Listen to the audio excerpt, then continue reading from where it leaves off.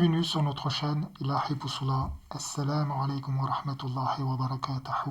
Que la miséricorde et les bénédictions d'Allah subhanahu wa ta'ala soient avec vous. Avec la permission d'Allah, masha'Allah, nous sommes une fois de plus présents ici avec vous pour la continuité de notre travail sur l'affectation des esprits et des cœurs pendant la période des fitna. Avant toute chose, je voudrais remercier toutes les personnes qui se sont abonnées à ma chaîne et qui ont soutenu mon travail à travers leurs commentaires. Que Allah subhanahu wa ta'ala fasse en sorte que ce travail vous soit bénéfique et me soit aussi bénéfique. Allahumma amin. Sans trop perdre de temps, si vous le voulez bien, passons directement à nos pages et au point où nous en étions restés, Inch'Allah. Donc, Donc, nous en étions restés au hadith numéro 122, si je ne me trompe pas. Voilà. أعوذ بالله من الشيطان الرجيم بسم الله الرحمن الرحيم الحمد لله رب العالمين والصلاة والسلام على سيدنا محمد وعلى آله وصحبه أجمعين ربي اشرح لي صدري ويسر لي عمري واحلل عقدة من لساني يفقهوا قولي ربي زدني علما وفهما والحقني بالصالحين اللهم آمين بسم الله الرحمن الرحيم. Donc, hadith numéro 122 عن أبي ثعلبة الخشني قال أبشروا بالدنيا عريضة تأكلوا إيمانكم فمن كان منكم يومئذ على يقين من ربه أتته فتنة بيضاء مصرفة ومن كان منكم على شك من ربه أتته فتنة سوداء مظلمة ثم لم يبال الله في أي الأودية سلكه. Hadith Mawdou'. Donc c'est un hadith qui a été caractérisé en tant que inventé, car dans la chaîne de transmission nous avons Sa'id ibn Sinan, mais qui nous est transmis et dans lequel il est dit: je vous annonce avec une époque dans laquelle ta'kulu imanakum. Donc ici, généralement, pour ceux qui ont Kitab al-Fitan en version française, il est dit que ce sera une époque qui vous rendra inapte. Mais le sens qui s'y rapproche le plus, excusez-moi, bismillah, le sens qui s'y rapproche le plus, donc ta'kulu imanakum, c'est le fait que votre iman, votre foi sera mis à l'épreuve. فَمَنْ كَانَ مِنْكُمْ يَوْمَئِذٍ عَلَى يَقِينٍ مِنْ رَبِّهِ. Donc, la personne d'entre vous en ce jour qui aura une foi certaine, une certitude envers son Créateur, envers son Seigneur. Donc Allah subhanahu wa ta'ala atathu fitnatun bayda musrifatun. Donc la fitna lui viendra en étant blanche, claire. Donc en étant dans un sens discernable. وَمَنْ كَانَ مِنْكُمْ عَلَى شَقٍ مِنْ رَبِّهِ. Et la personne d'entre vous qui sera sur un doute envers son Seigneur, envers Allah subhanahu wa ta'ala, donc la fitna lui parviendra en étant noire, en étant obscure, dans le sens que, bismillah, que la fitna ne sera pas discernable si l'on regarde le sens profond du hadith, wallahu a'lam. Puis lam yubalillahu fi ayyi al-awdiyati salaka. Puis Allah subhanahu wa ta'ala ne se souciera pas de quel chemin il aura emprunté, ou plutôt sur quel mont il se sera dirigé. Mais ici c'est vraiment le sens, c'est plus le sens de quel chemin il aura emprunté. Wallahu a'lam. Donc hadith qui a été reconnu Mawdou', donc inventé, car dans la chaîne de transmission nous avons Sa'id ibn Sinan, donc à prendre avec des pincettes. Wallahu a'lam. Hadith numéro 123. Bismillahirrahmanirrahim. عن كثير بن مرة قال رسول الله صلى الله عليه وسلم من علامة البلاء وأشراط الساعة أن تغرب العقول وتنقص الأحلام ويكثر الهم وترفع علامة الحق ويظهر الظلم. Hadith Mawdou', encore une fois, un hadith qui a été caractérisé en tant que inventé, car dans la chaîne de transmission, nous avons Sa'id ibn Sinan, dans lequel il est dit que le prophète sallallahu alayhi wa sallam, il aurait dit, parmi les signes du malheur, de la calamité et des problèmes, wallahu a'lam, et les signes de l'heure, anna taghrub al-uqul. Donc, gharaba, ici, c'est le fait, de disparaître. Voilà. Que la raison, que les esprits, que l'intelligence, plus ou moins, disparaissent. Watun kusal ahlam. Et que la raison, donc, naqasa, donc c'est le fait de baisser, qu'il y ait une diminution sur l'esprit et la raison. Wa yaksura al-ham. Et les problèmes augmenteront, les soucis augmenteront. Et sera élevé, sera enlevé les signes de la vérité. Ici, al-haq, c'est pas dans le sens de la vérité, mais c'est plus dans le sens de la justice. Donc, les signes de la justice seront enlevés. Et l'injustice apparaîtra. Wallahu a'lam, hadith que je précise, qui a été reconnu, caractérisé en tant qu'inventé à travers Sa'id ibn Sinan, mais que nous avons dans la première et la deuxième partie de nos vidéos, on a traité à peu près des hadiths qui s'y rapprochent, qu'ils étaient un peu plus sains dans leur sihat. Bismillahirrahmanirrahim. Continuons, hadith numéro 124. Donc je regarde mes notes en même temps pour pas essayer de louper quelque chose qui serait intéressant pour vous. Donc hadith numéro 124 qui nous est transmis par Ali ibn Abi Talib radiyallahu anhu قال في الفتنة الخامسة العمياء الصماء المطبقة يصير الناس فيها كالبهائم.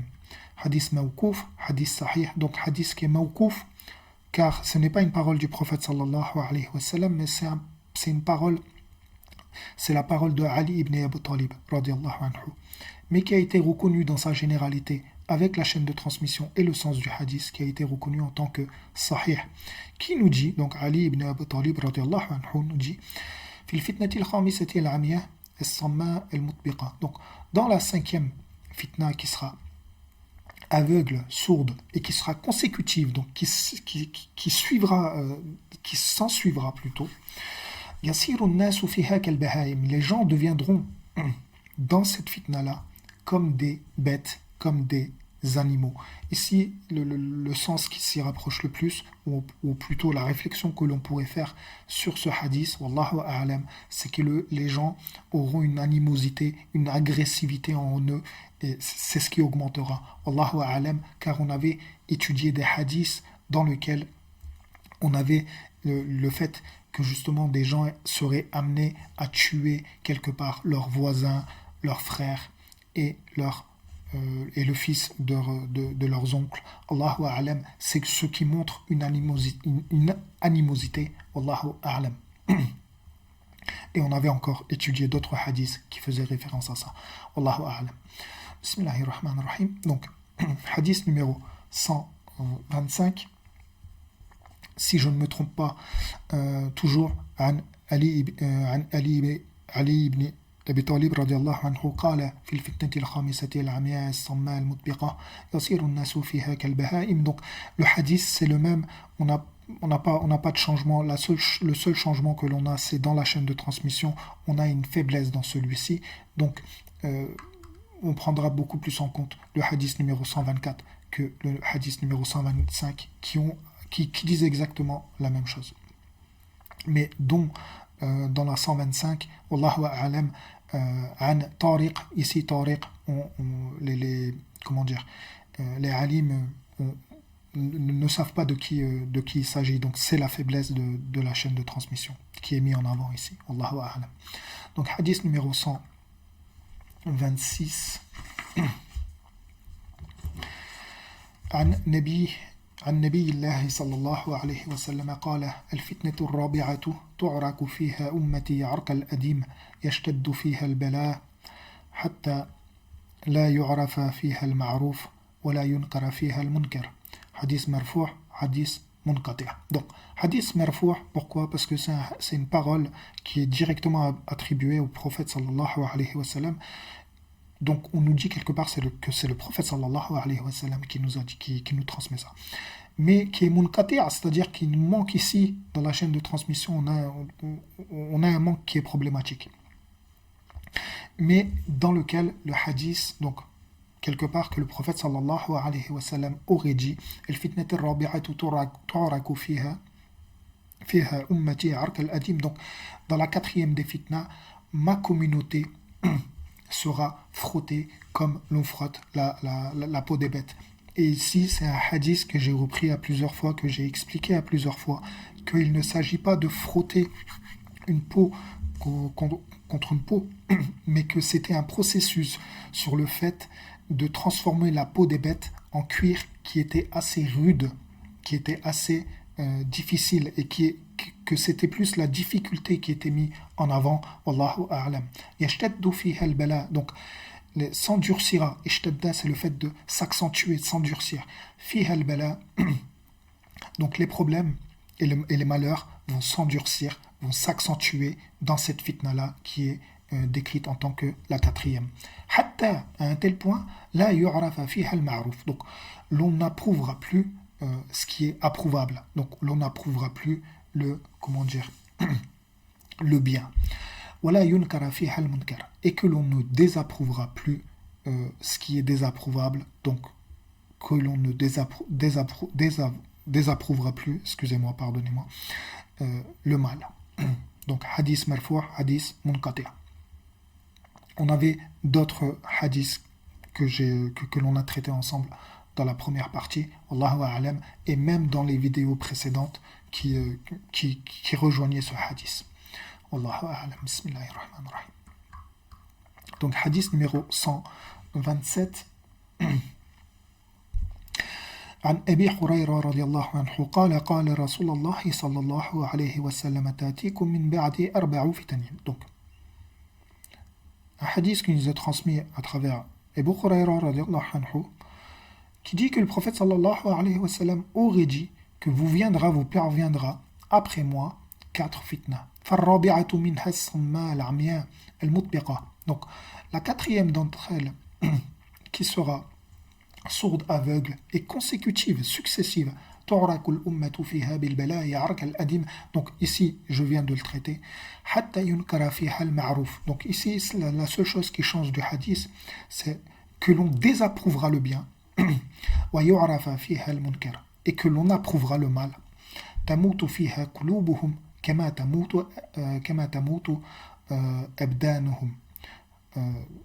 Votre corps votre cœur, vos cœurs seront amenés à mourir dans cette fitna-là comme meurent vos corps. Donc, hadith qui a été reconnu marfou', mais un hadith à prendre avec des pincettes, car elle est dhaïf, elle est faible. Et vu la chaîne de transmission que j'ai mis en valeur ici, qui est très très très problématique, car pratiquement tous les transmetteurs, si ce n'est Abu Hurayra radiallahu anhu, tous les autres transmetteurs sont faibles. Allahu a'lam, donc à prendre avec des pincettes, en tout cas dans cette version-ci, avec cette chaîne de transmission, car l'on a étudié d'autres hadiths précédemment dans la première série de nos vidéos qui ressemblaient à pratiquement ce hadith-là, qui était beaucoup plus sain. Wallahu a'lam. Hadith numéro 128. عن حذيفة بن اليمان رضي الله عنه قال لوددت أن عندي 100 رجل قلوبهم من ذهب فأصعد على صخرة فأحدثهم حديثا لا يضرهم فتنة بعده أبدا ثم أذهب فلا أراهم ولا يروني. Hadith mawkouf, hadith sahih. Donc mawkouf, car c'est la parole de Hudhayfa ibn al-Yaman, ce n'est pas la parole du prophète sallallahu alayhi wa sallam, mais qui dans sa globalité et dans sa généralité a été reconnue en tant que sahih, dans lequel Hudhayfa ibn al-Yaman s'exprime en disant que j'aurais tant aimé avoir en ma présence ou avec moi quelque part 100 hommes au cœur d'or, et que je monte sur une hauteur. Sahra, Sahratin, c'est une hauteur, un mont, voilà. Que je monte sur une hauteur. فأحدثهم حديثا, et que je leur récite et que je leur transmette un hadith, une parole, لا يضرهم, qui fera en sorte que لا يضرهم فتنة بعده أبدا, qui fera en sorte que la fitna ne leur nuira plus jamais. ثم أذهب فلا أراهم ولا يروني. Donc, puis que je parte, ou plutôt que je disparaisse, فلا يراهم, excusez-moi, ولا يروني, et que je ne sois plus amené à ce que je les revoie et que eux ne soient plus amenés à me revoir. Pardonnez-moi. Bismillah. Donc, hadith qui a été reconnu sahih. Hadith numéro 129. عن حذيفة بن اليمان رضي الله عنه قال إن الفتنة excusez-moi تعرض على قلوب فأي قلب أشربها نقتت فيها نقطة سوداء وأي قلب أنكرها نقتت فيها نقطة بيضاء فمن أحب منكم أن يعلم أصابته الفتنة أم لا فلينظر فإن يراه حلالا كان يراه حرام أو حراما كان يراه حلال فقد أصابته. Hadith mawkouf, hadith sahih. Donc, encore une fois, un hadith qui est mawkouf, c'est la parole de Hudhayfa ibn al-Yaman radiyallahu anhu, qui nous dit que très certainement la fitna sera exposée au cœur. Donc, quelque part, le sens c'est que la fitna est exposée et présentée au cœur. فأي قلب أشربها نقطت فيها نقطة سوداء. Donc, une fois que la fitna est présentée au cœur, le cœur qui y adhère, qui s'y rapproche, qui suit son chemin, Allahu a'lam, نقطت فيها نقطة سوداء, sera marqué d'un point noir. وأي قلب أنكرها نقتت فيها نقطة بيضاء. Et le cœur qui la rejette, qui la nie, est alors marqué d'un point blanc. فمن أحب منكم أن يعلم أصابته الفتنة. Donc, celui qui désire d'entre vous à savoir s'il a été touché par la fitna, qu'il regarde. أم لا فلينظر. Alors qu'il regarde.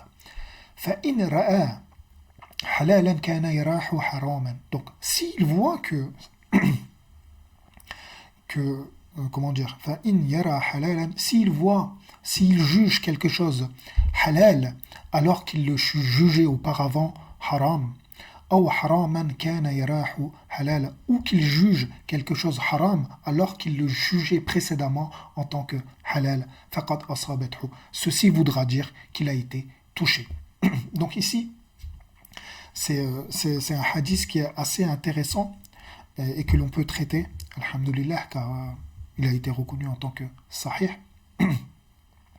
Ici, c'est vraiment, ça nous pousse vraiment à fixer nos positions sur ce qui est halal et sur ce qui est haram, car justement, l'ambiguïté entre le halal et le haram, ou plutôt l'ambiguïté de nos jugements par rapport au halal et au haram, pourrait signifier quelque part que l'on soit atteint par la fitna. Wallahu a'lam. Hadith numéro 129. قال حذيفة رضي الله عنه. Alors, je vais regarder. J'avais pris une note en disant de ne pas le faire, car dans le sens profond du hadith, قال حذيفة ابن اليمان رضي الله عنه إن رجل يصبح بصيرا يمسي ما يبصر بشفره انظر ما قبله. Donc on regarde dans ce qui est précédemment, car le sens profond du hadith s'y rejoint. Donc l'on va pas le traiter. Hadith numéro 130. Ici j'avais pris une note en disant de ne pas le faire aussi, car ici il y a une date qui est citée et qui limite justement cette compréhension à une année bien précise, ou plutôt à un début bien précis, qui est l'année 160 Donc j'avais marqué de ne pas le faire car je pense que les hadiths en question sont beaucoup plus vastes. Wallahu a'lam. Dans un aspect périodique, sont beaucoup plus vastes. Wallahu a'lam. Donc, euh, on va le passer. Hadith numéro 131.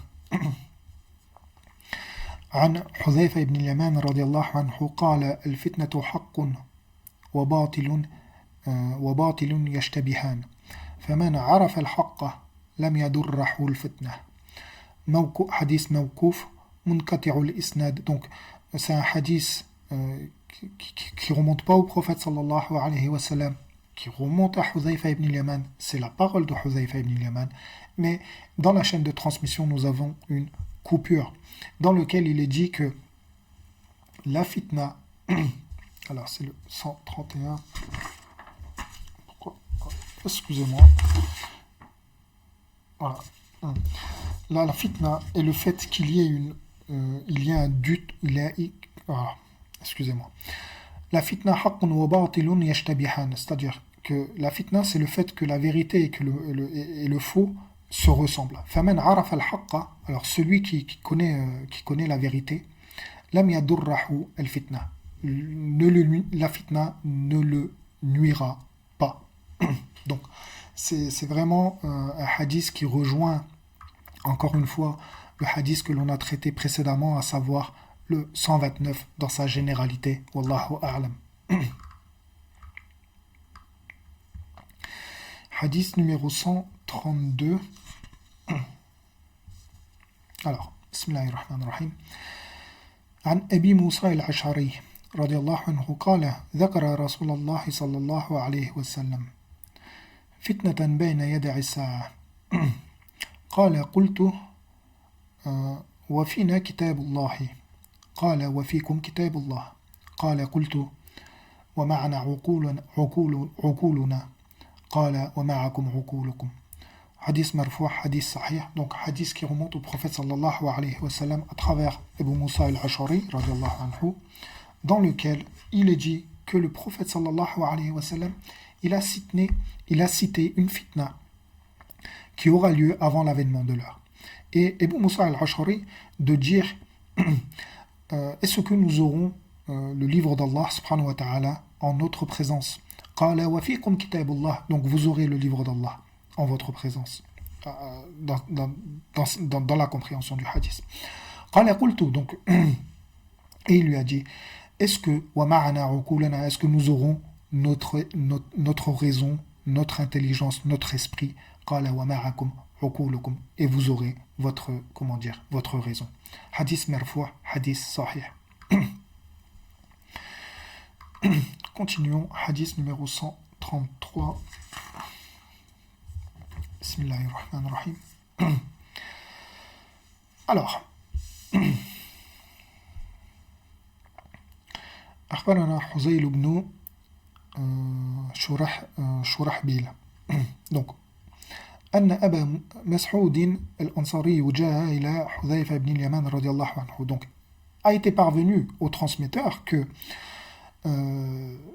Abu Mas'ud al-Ansari s'est présenté à Hudhayfa ibn al-Yaman. فقال أخبرنا بأمر نأخذه به بعدك. Donc donne-nous quelque chose sur lequel on s'y tiendra donc après toi. Donc dans le sens que l'on se tiendra dessus après ta mort, wallahu a'lam, ou après ton départ, wallahu a'lam.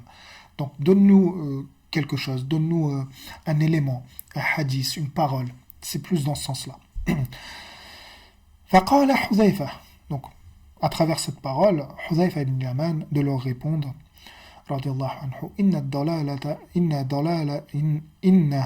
الضلالة حق الضلالة أن تعرف ما كنت تنكر. Donc ici le sens c'est le véritable égarement, et le fait consiste à approuver ce que tu désapprouvais auparavant. Et que tu approuves ce que tu et que tu désapprouves ce que tu approuvais.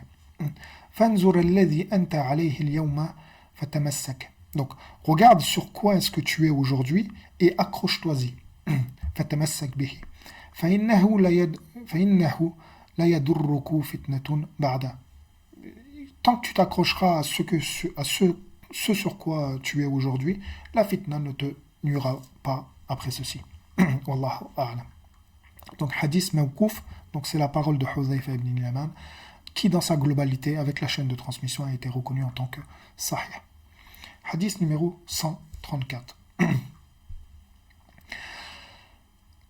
عن عامر قال سئل حذيفة بن اليمان رضي الله عنه أي الفتن أشد. Donc Hudhayfa ibn Yaman, donc Amir nous transmet, nous dit que Hudhayfa ibn Yaman a été questionné, excusez-moi.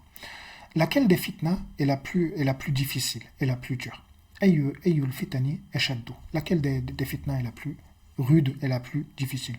Qala ta'ridu ala qalbika al-khayra wash-sharra fala tadri ayyuhuma tarkab. Donc la plus difficile parmi les fitnas est le fait que quand la fitna et le fait que quand le bien et le mal est présenté et est exposé à ton cœur et que tu ne saches pas lequel des deux adopter. Ici, le verbe raqaba, c'est le fait de monter, mais ici, ça a beaucoup plus le sens par rapport à la globalité de la phrase.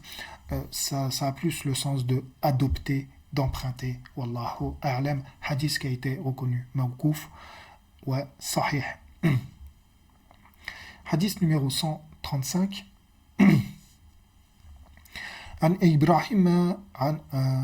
إبراهيم بن أبي عبلة قال بلغني أن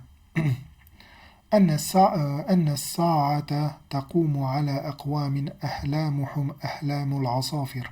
Hadith مقطوع ضعيف, donc hadith qui est faible, qui présente aussi, pardonnez-moi, une coupure dans la chaîne de transmission, dans laquelle il est dit qu'il m'a été parvenu, donc c'est Ibrahim ibn Abi Albah qui dit ça, qu'il lui a été parvenu que l'heure, donc l'heure se présentera sur comment dire, sur des peuples qui ont autant d'intelligence, qui ont autant de raison, autant d'esprit, mais ici c'est beaucoup plus le sens de l'intelligence qui est mis en avant, qui ont autant d'intelligence, autant de raison que les oiseaux. Wallahu a'lam. Donc hadith maqtou', hadith da'if. Hadith numéro 136 عن علي بن أبي طالب رضي الله عنه قال أقل ما تغلبون عليه من الجهاد بأيديكم ثم الجهاد بألسنتكم ثم الجهاد بقلوبكم. Ici c'est une erreur de frappe, ça devrait être une kesra, mais bon, Allahu a'lam. بقلوبكم فأي قلب لم يعرف المعروف ولا ينكر المنكر جعل أعلاه أسفله. Hadith mawkouf, hadith sahih, donc c'est une parole de Ali ibn Abi Talib radiyallahu anhu qui dit que la moindre des choses sur lequel vous serez défait, sur lequel vous vous rendrez quelque part incapable dans le djihad, sera en premier lieu le djihad par vos mains, puis s'en suivra le fait que vous ne puissiez plus faire le djihad par votre langue, puis le fait que vous ne puissiez plus faire le djihad par votre cœur. فأي قلب لم يعرف المعروف ولا ينكر المنكر جعل أعلاه أسفله. Donc, et le cœur qui n'approuve plus le bien, لم يعرف المعروف, qui n'approuve plus le bien et qui ne désapprouve plus le mal, qui ne renie plus le désapprouvable, جعل أعلاه أسفله. Donc ce qui est haut, le haut du cœur arrivera à son bas. Ici c'est le fait que le cœur il se renversera en fait, voilà.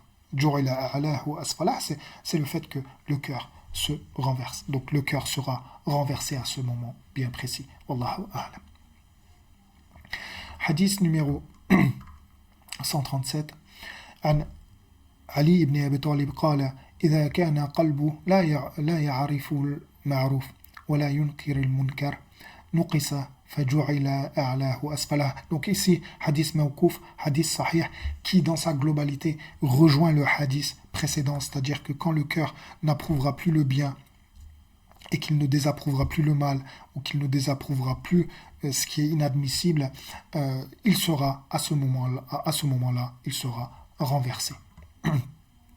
Hadith numéro 138 عن أبي مسعود قال ما ظنكم بالقلب إذا نقص. Donc hadith mawkouf, hadith sahih. Donc qu'en penserez-vous, comment saurez-vous quand le cœur sera renversé?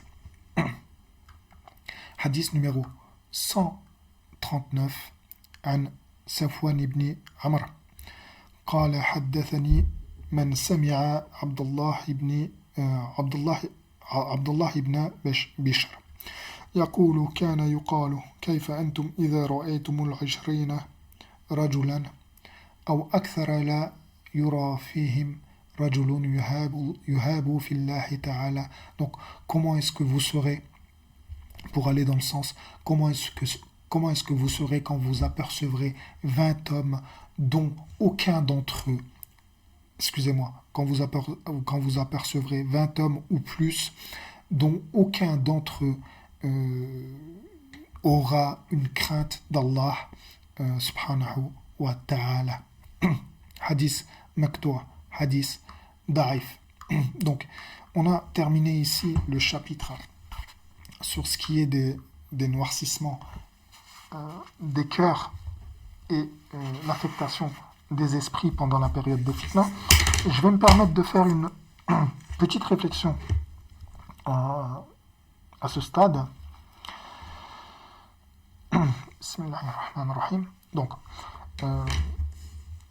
on vient de traiter ensemble, Inch'Allah, un passage de Kitab al-Fitan dans lequel il est question de l'affectation des cœurs et des esprits, dans lequel les cœurs sont amenés à noircir et dans lequel les esprits, les raisons, donc l'intelligence de l'homme quelque part, est amenée à diminuer.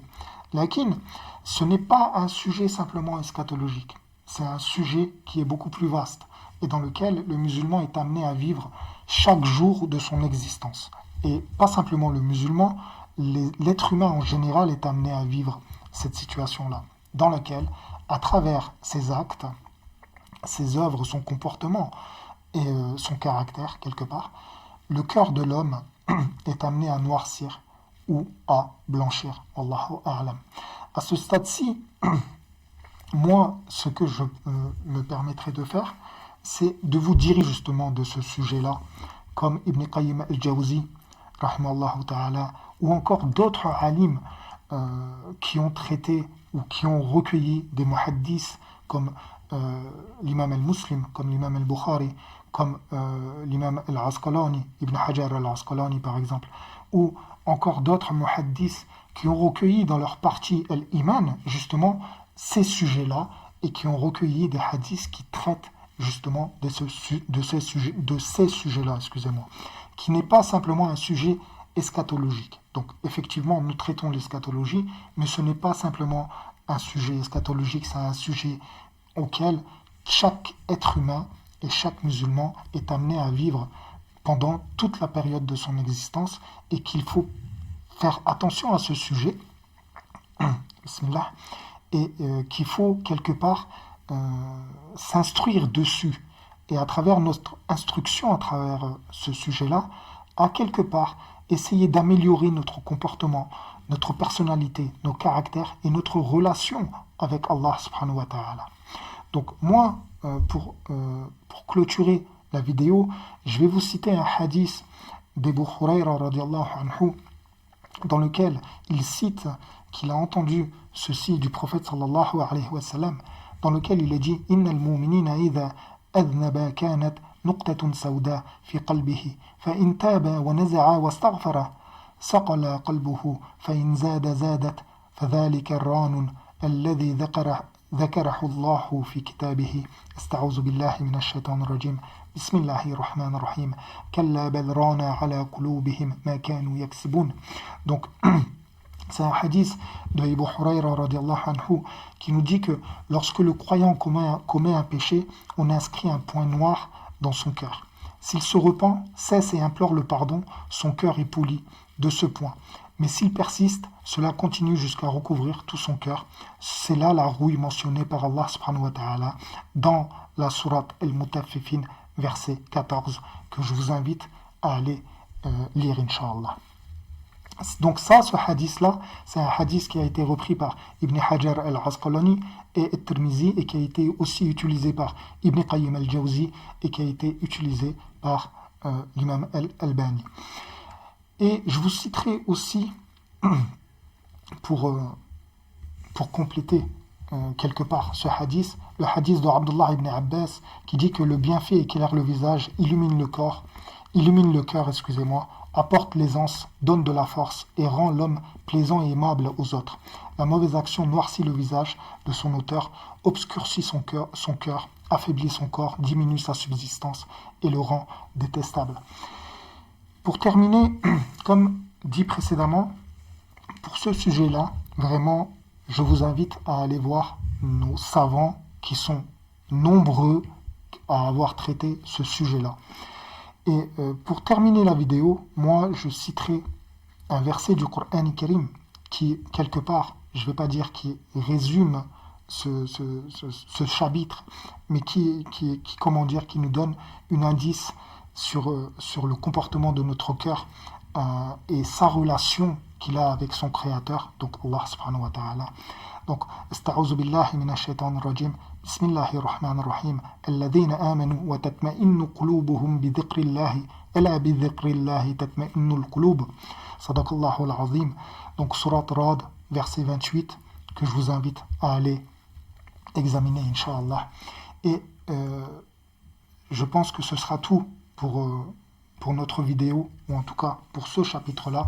Donc je vous dis à très bientôt. Restez sous la protection d'Allah subhanahu wa ta'ala, Inch'Allah. Et puis à très bientôt, Inch'Allah. Assalamu alaikum wa rahmatullahi wa barakatuh.